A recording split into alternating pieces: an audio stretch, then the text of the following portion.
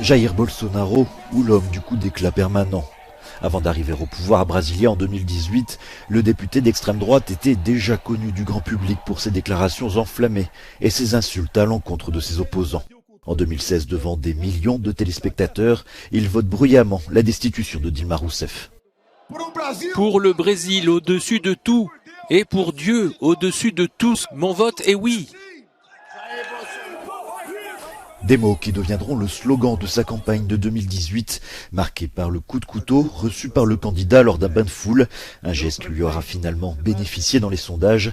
Soutenu par les églises évangéliques, Jair Bolsonaro remporte largement le second tour de l'élection présidentielle avec 55% des voix, le début d'un virage radical à droite. À peine arrivé, il signe un décret assouplissant la possession d'armes à feu.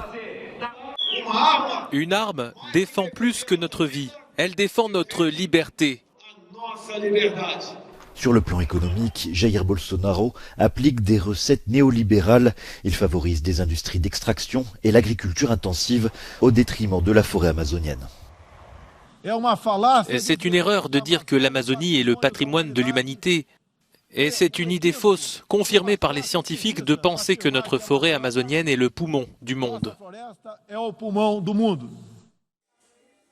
Le mandat de Jair Bolsonaro est également marqué par sa gestion chaotique de la pandémie de Covid-19, un virus bénin selon lui.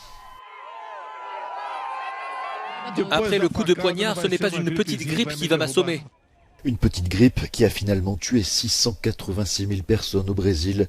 Seuls les États-Unis ont connu un bilan plus meurtrier.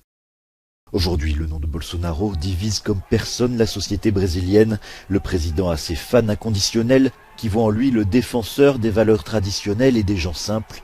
Son mandat restera comme une borne dans l'histoire du Brésil, un pays aujourd'hui à la croisée des chemins.